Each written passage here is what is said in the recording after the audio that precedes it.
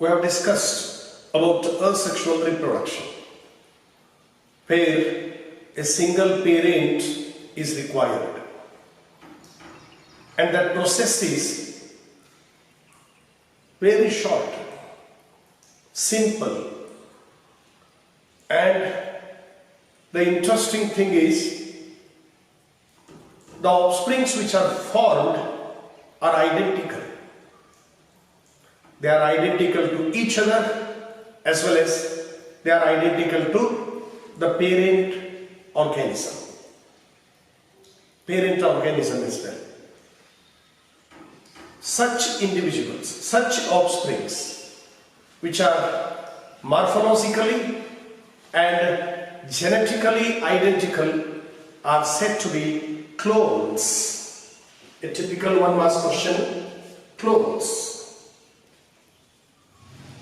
What are clones? Clones are the offsprings which are morphologically and genetically identical to each other. Identical to each other. Those are named as clones. And the offsprings of asexual reproduction are clones. Because they are identical to each other, even they are identical to their parent, and is a typical one mark question as well. And now let us discuss about sexual reproduction.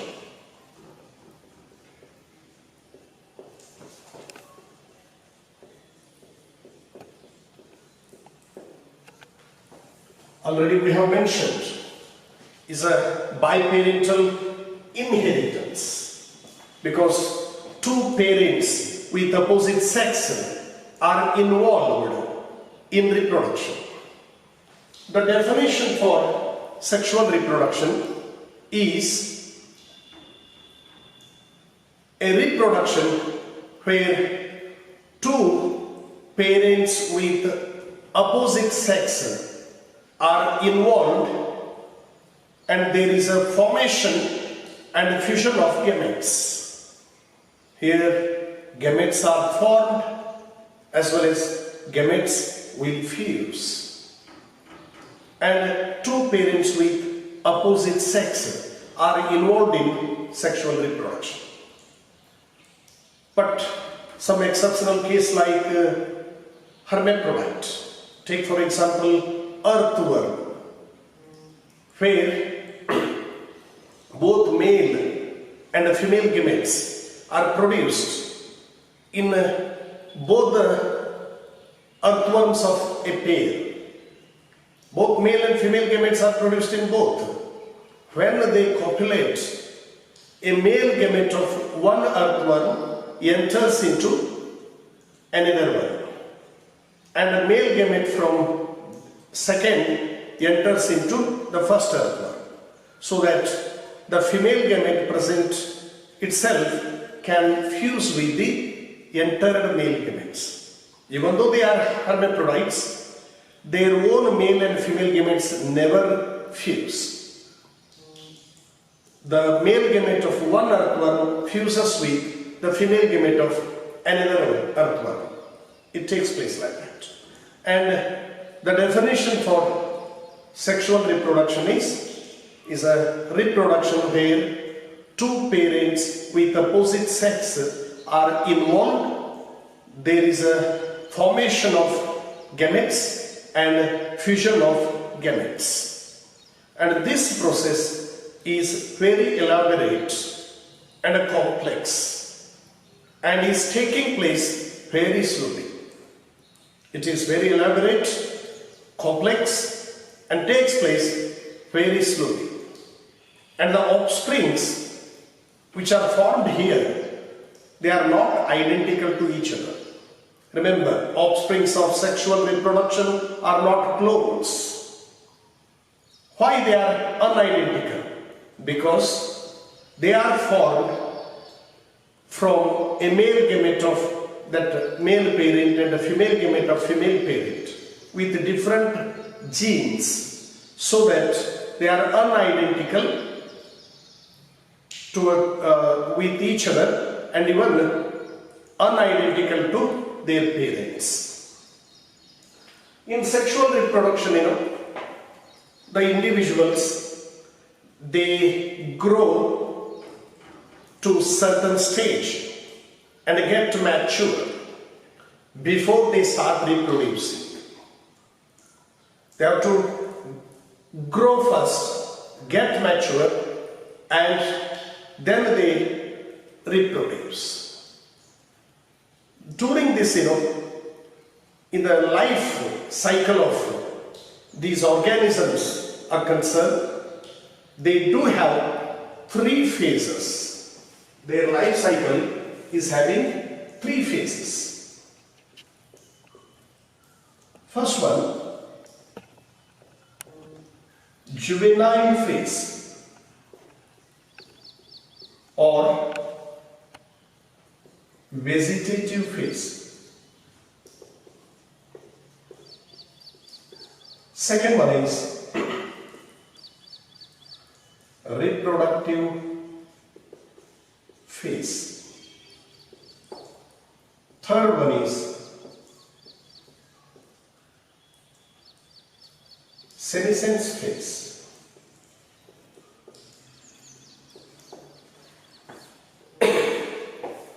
In the life cycle of sexually reproducing organisms, we do see 3 phases. First one is juvenile phase or vegetative phase. Second one is reproductive phase. And finally, senescence phase. First one, juvenile phase. A period of growth is said to be juvenile phase. The period of growth is said to be juvenile phase.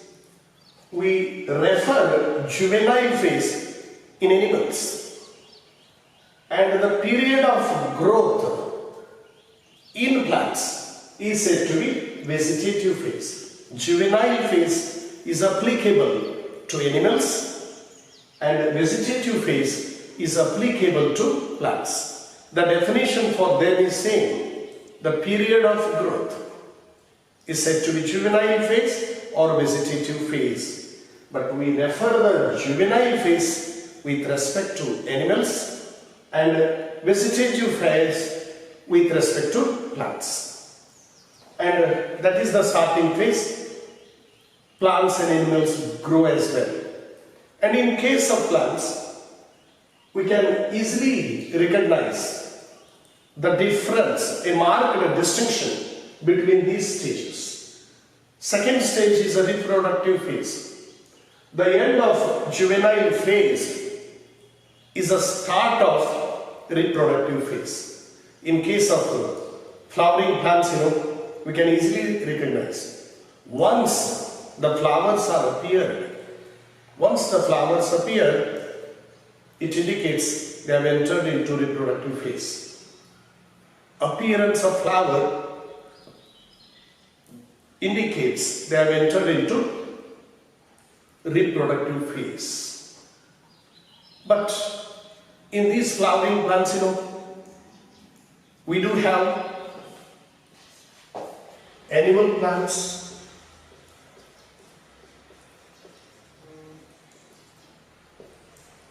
biennial plants,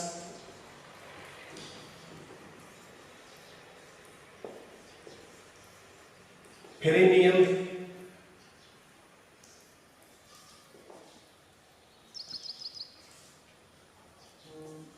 plants.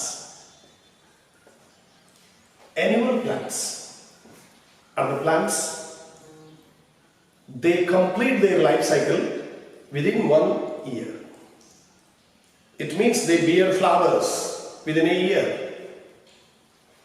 And here, in annual and biennial plants are the plants which complete their life cycle in 2 years.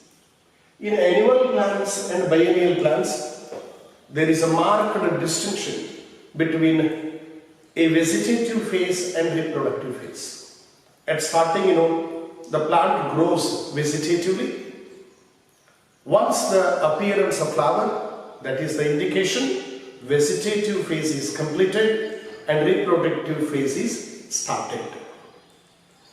Here there is a distinction, but as far as perennial plants are concerned, there is no such distinction between vegetative phase and reproductive phase. Perennial plants, in the sense, they need many years to complete their life cycle, more than 2 years to complete their life cycle.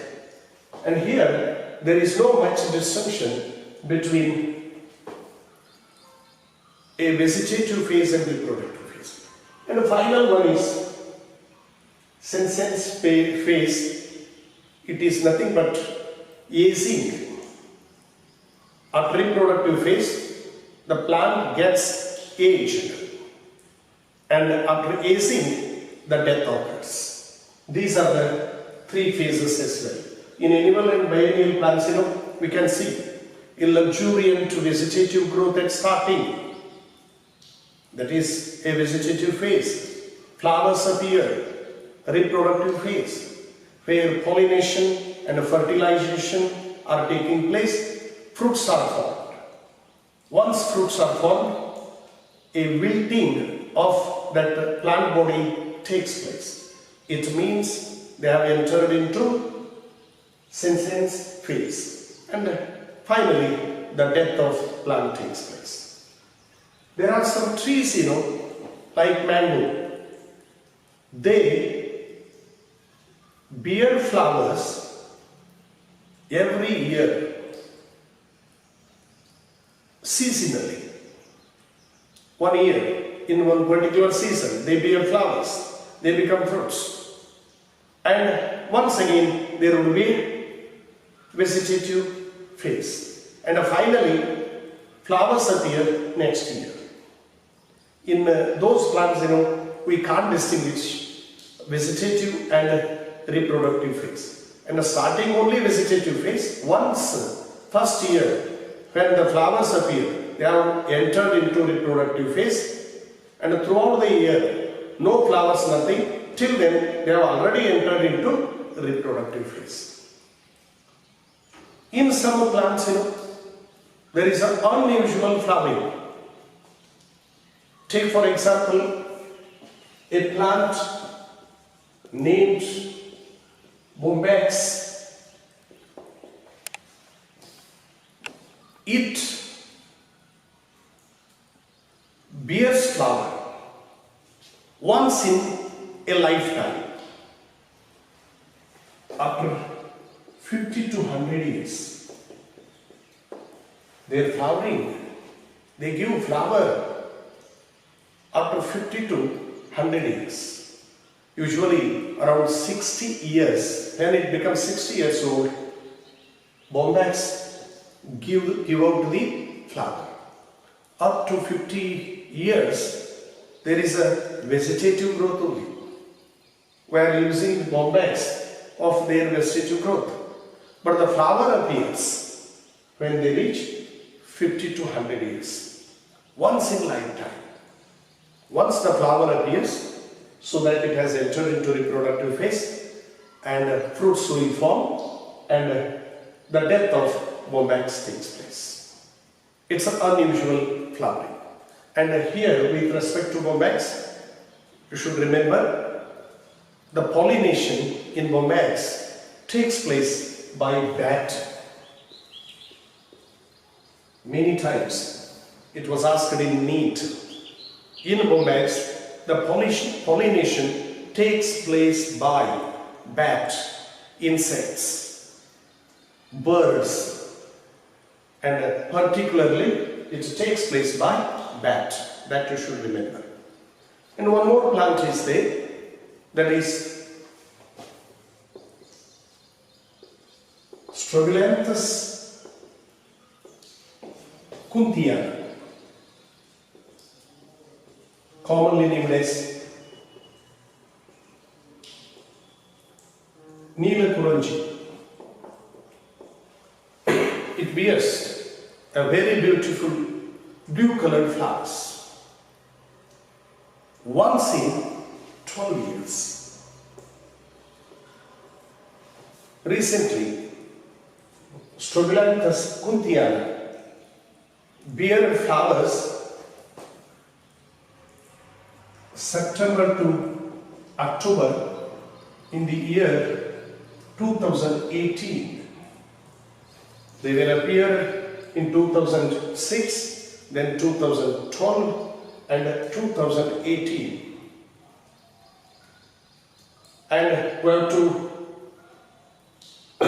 no, they appeared in 2006 and not in 12. 2018, they recently, 2 years back, flowers were appeared.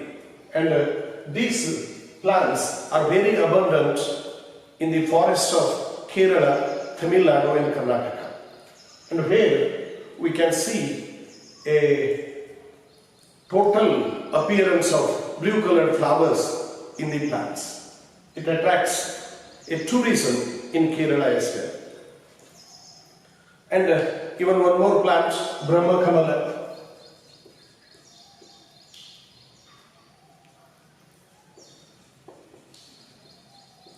It bears flower every 1 year.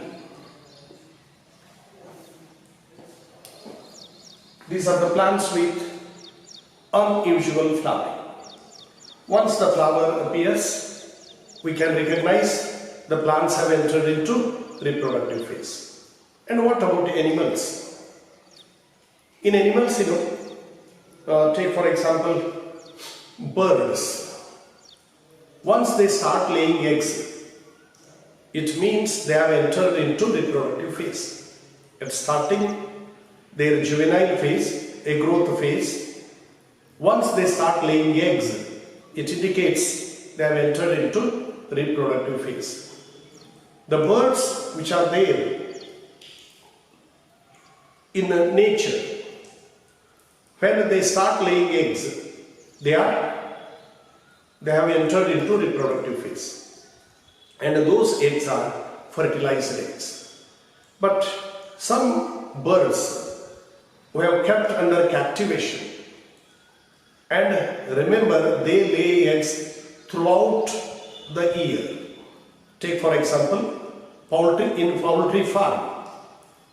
Birds are there, they lay eggs throughout the year, but those eggs are not fertilized eggs. They are not at all fertilized.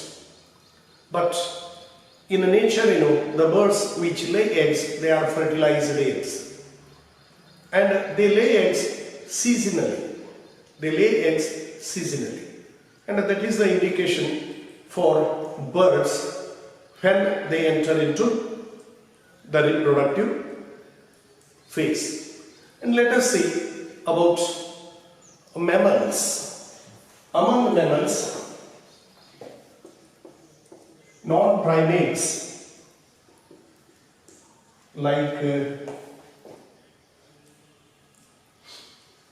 dog, sheep, cattle, in them there is a cyclic changes taking place in the female during their reproductive phase, and that cyclic change is named as Estrous cycle. Estrous cycle. And in primates like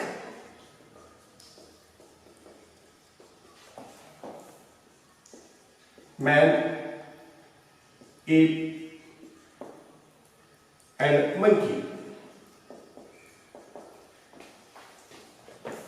human,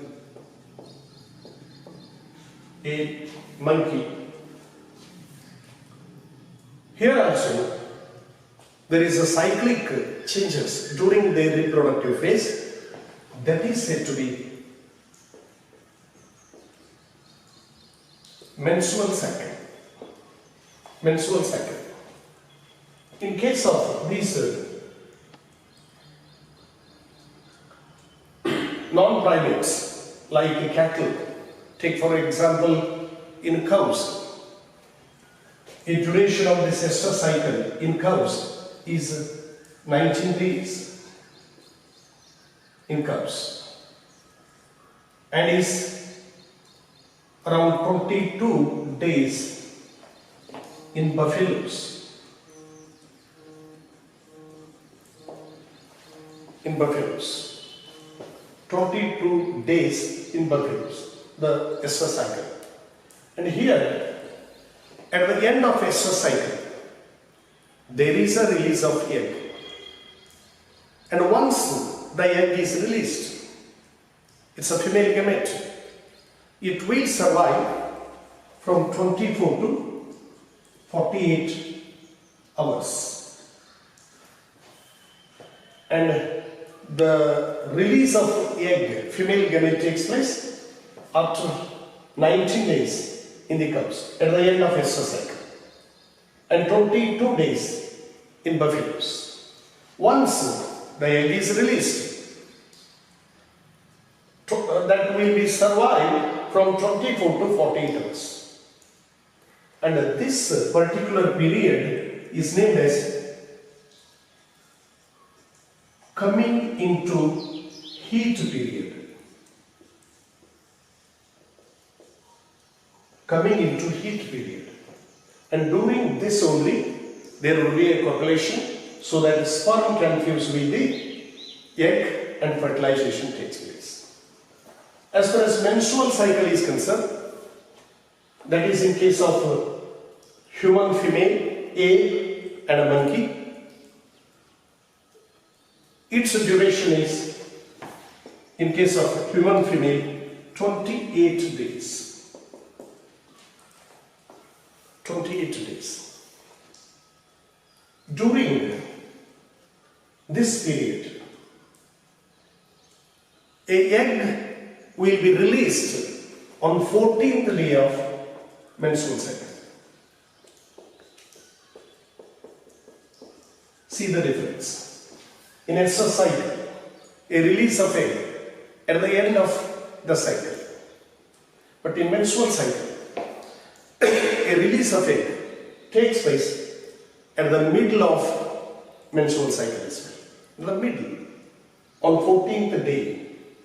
And the menstrual cycle is a periodic bleeding for every 28 days in human females from their adult age to menopause. Menopause means self-sterility. When the self-sterility comes, this menstrual cycle will be stopped. By these cycles only, we can recognize they have entered. When these cycles start, it means they have entered into reproductive phase. In wild animals, this estrous cycle in some animals takes place seasonally, not throughout the year. It takes place in particular period of time. And such breeders are named as seasonal breeders. Seasonal breeders. If the estrous cycle which takes place in the reproductive phase at particular season, and such breeders are named as seasonal breeders. Deer, even in domestic animal like dog, this estrous cycle takes place in particular season. But in others, the domestic animals like cattle, where we can see the appearance of that estrous cycle throughout their reproductive phase, not seasonal, throughout their reproductive phase, and as such animals are named as continuous breeders.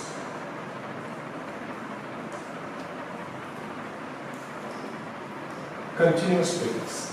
Seasonal breeders means estrous cycle takes place only at a particular season in their reproductive phase. Those are seasonal breeders. that is very common in wild animals. If the estrous cycle takes place throughout the reproductive phase, and those animals are named as continuous breeders. Let's discuss about the events during sexual reproduction. Events.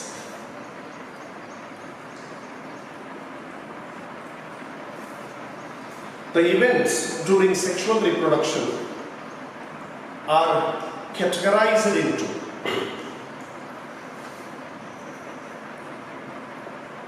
pre-fertilization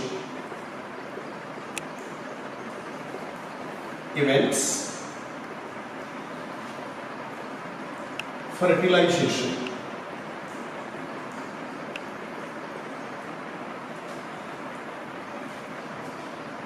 post-fertilization events. Pre-fertilization events, fertilization and post-fertilization events. First one, pre-fertilization events. It means the events before fertilization. We have to study under that heading. What are the events before fertilization? Very simple. Gamete formation and gamete transfer. Gamete formation and gamete transfer. They are the two events taking place before fertilization. Hence, they are coming under pre-fertilization events. And second one is fertilization, a fusion of male and female gametes. And then third events, post-fertilization events. Here, once after fertilization, zygote is formed that undergoes various developmental stages and becomes embryo. And embryo becomes adult, infant and adult. After fertilization, what are the events which are taking place? They come under post-fertilization events. First, we'll discuss about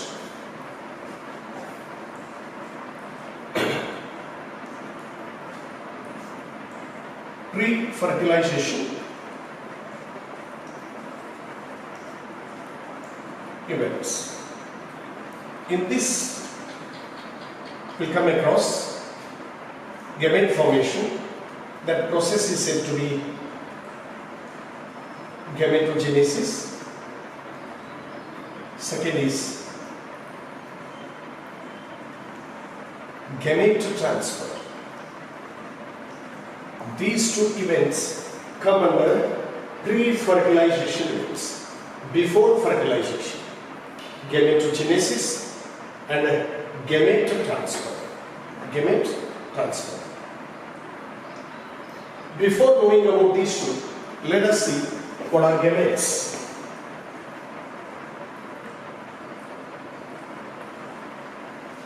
Gametes. Gametes are the sex cells, a matured sex cells having haploid set of chromosomes, one set of chromosomes, and which are formed during gametogenesis. Gametes are the matured sex cells having one set of chromosomes. If the gamete is male gamete, it is having one set of paternal chromosomes. If it is a female gamete, it is having one set of maternal chromosomes. And as far as gametes are concerned, we have categorized these gametes into two types. First one, isogametes. Second one is oogametes. Oogametes. Isogametes and oogametes. isogametes, otherwise said to be homogametes.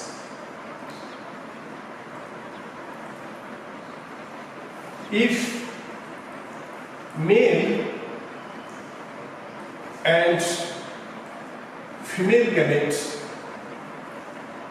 are having same shape, structure and size, then they are said to be isogametes or homogametes.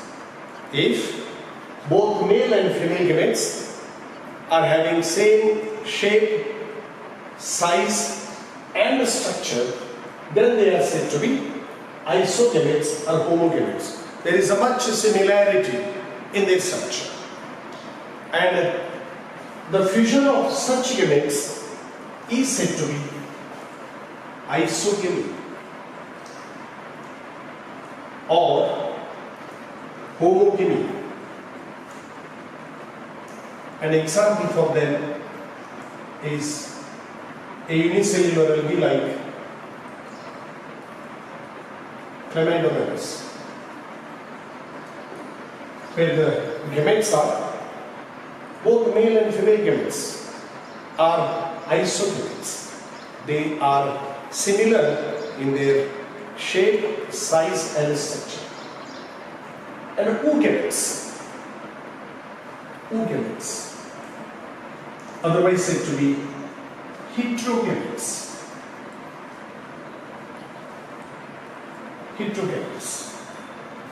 If male gamete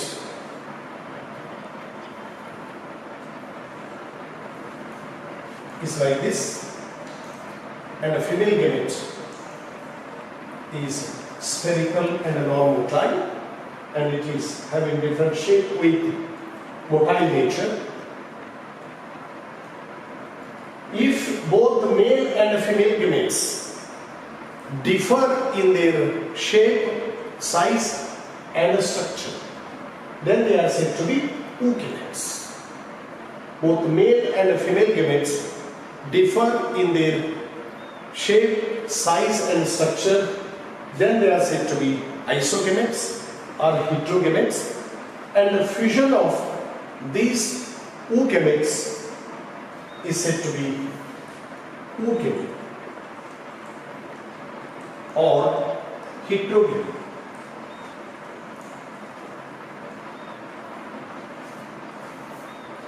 An example for this, all higher plants and animals where we can notice presence of oogametes or heterogametes, where male and female gametes are having different shape, different size and even different structure, and their fusion is said to be oogamy or heterogamy.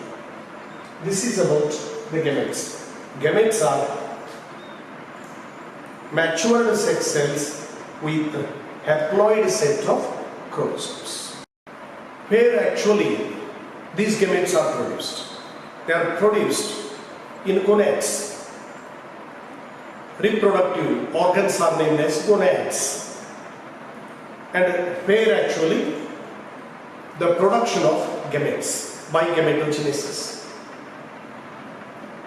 And those gonads, reproductive organs, with respect to male and female, they may be there in a same individual or in different individual. Take for example, in algae, fungi and bryophytes, we mention their plant body as a thallus.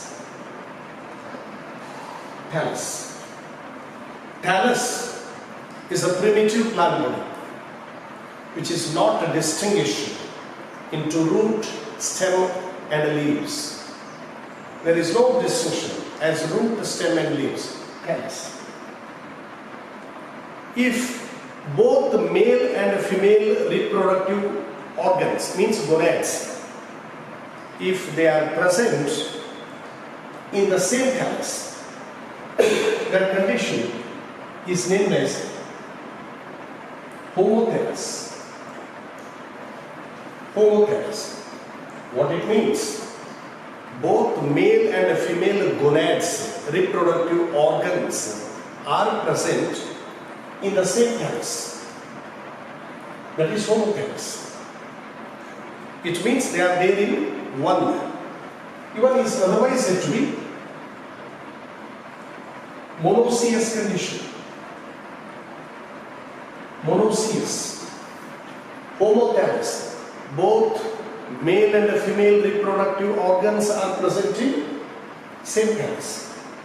As they are there in one, both male and female reproductive organs, they are there in one thallus, monoecious.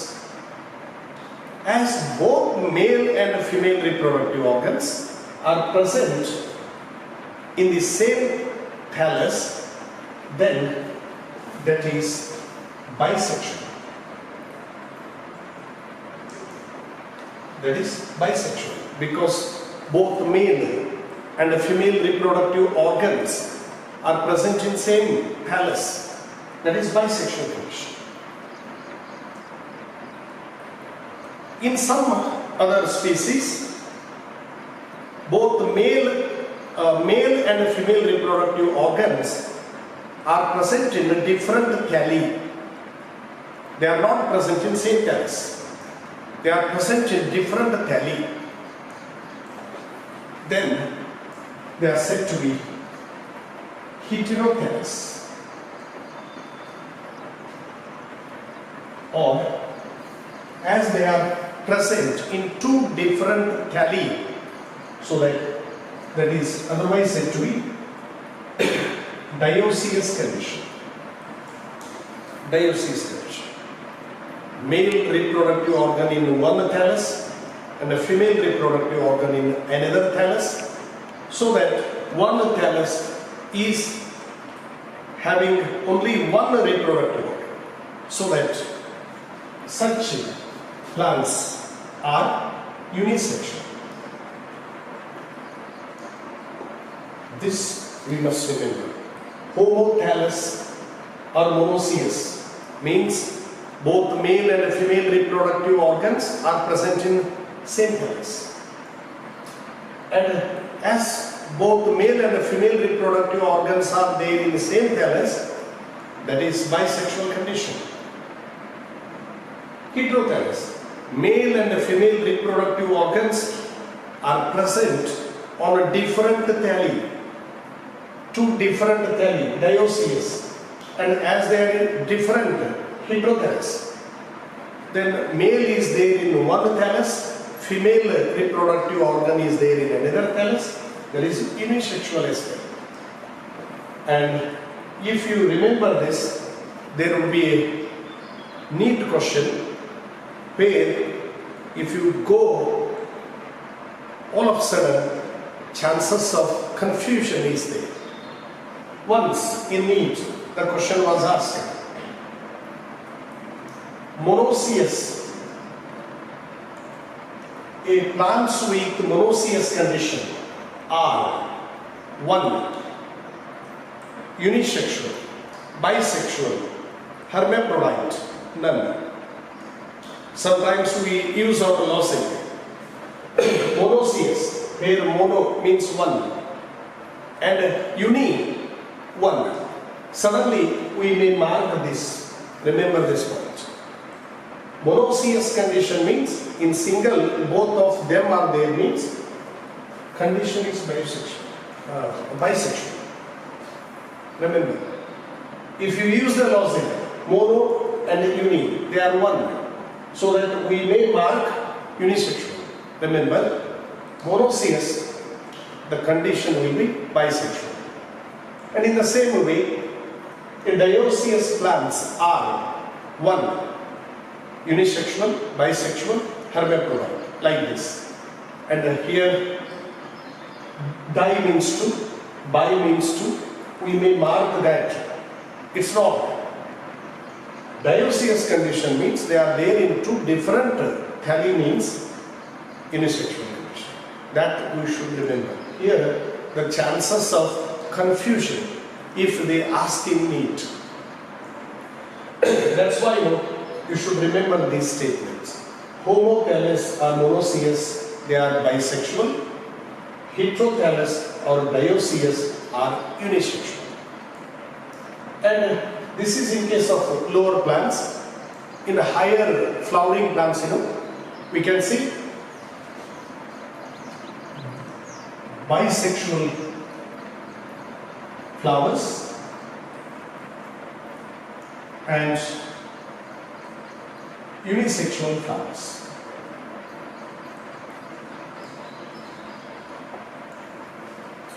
Bisexual flowers. Flower is a reproductive organ.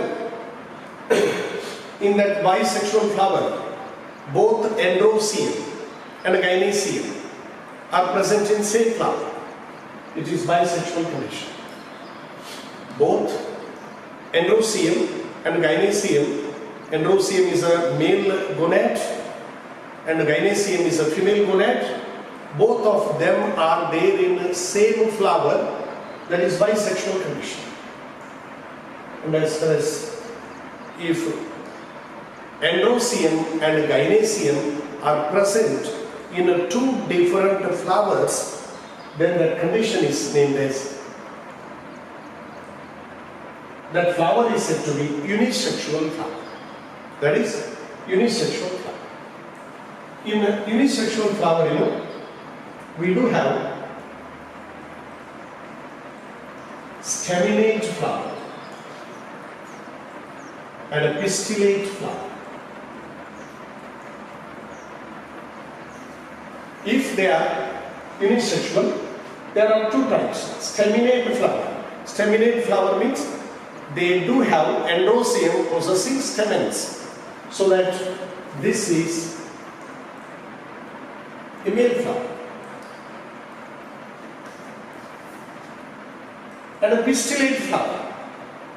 A flower, a unisexual flower which is having only gynoecium, pistil. They are pistillate flowers.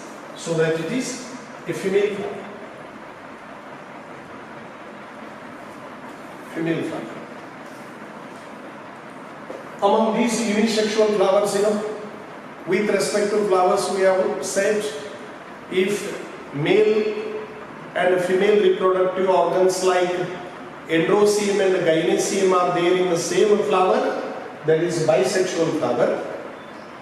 If both male and female reproductive organs, androecium and gynoecium, are present in different flowers, then they are named as unisexual flower.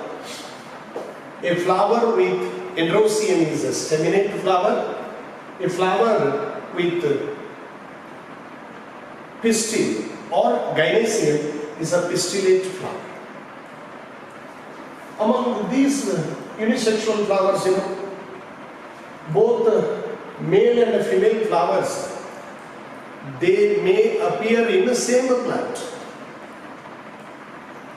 Both male flowers and female flowers, they are appeared in same plant. Then that plant is said to be monoecious plant.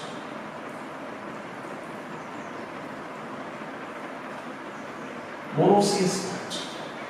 Monoecious plant. Monoecious means single plant in which both male flower and female flowers are there in the same plant, in a single plant.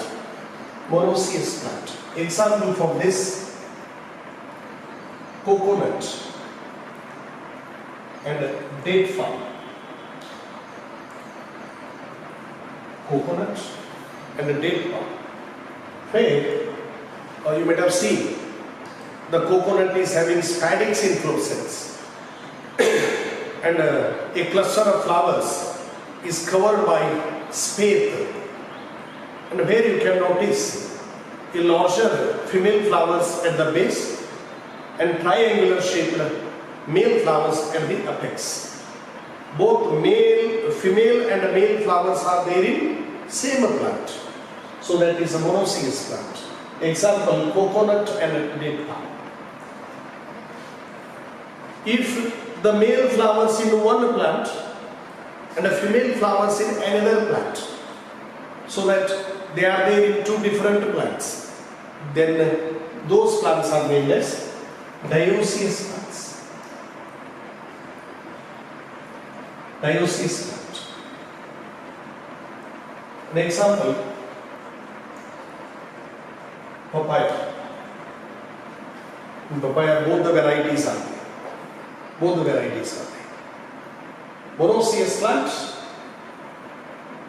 both male and female flowers are there in same plant. Dioecious plant, male flowers are there in one plant and the female flowers are there in another plant.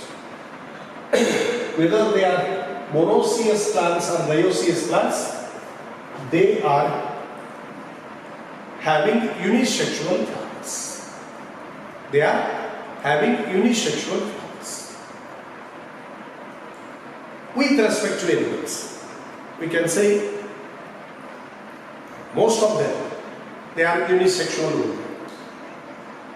A male reproductive organ in higher animals, a male reproductive organ, testes, is there in male animal, and a female reproductive organ, ovary, that is there in female animal. They are unisexual. But the exceptional case in lower animals like earthworm, where they are hermaphrodites, they are bisexual. Both testes as well as ovary, male and female reproductive organs are there in same individual, and they produce both male and female gametes. This is about. And one more concern to staminate and pistillate flowers, there would be a neat questions. You might have heard about two terminologies. One is staminode and a pistil. Staminode and a pistil. What is staminode? A sterile stamen is said to be staminode. Stamens won't produce male gametes, pollen grains. Hence the name staminodes. Sterile stamens. Staminodes. Pistillode. A sterile carpel or pistil. It won't produce egg. That is pistil. Sterile stamens are staminodes, and sterile pistilodes are pistils, pistilodes. And they may ask a neat question. In the staminate flowers, which of the following are present? Staminodes, pistilodes. A staminate flower is a male flower where fertile stamens are there.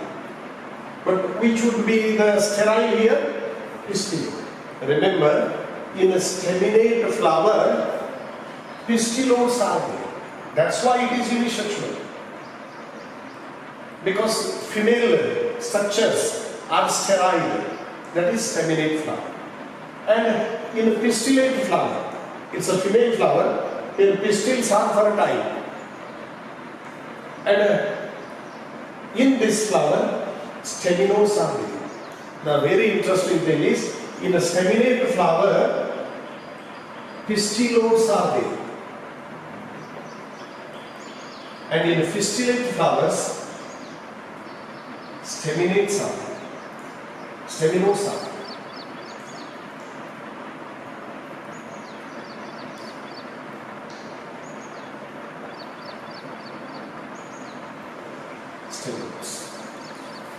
Because here also our logic fails. Staminate flowers do have pistilodes.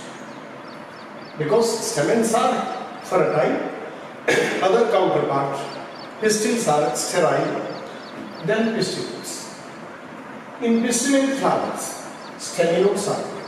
Because here pistil is fertile and other, as it is unisexual, staminodes are sterile.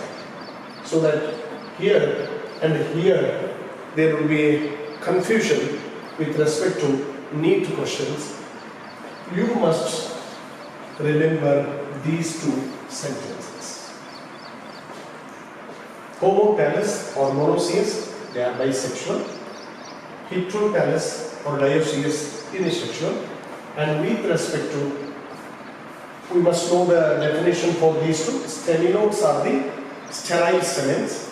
Pistilodes are the sterile pistil. In a staminate flower, male flower, pistilodes are present. In a pistillate flower, a female flower, staminodes are present. That we have to see.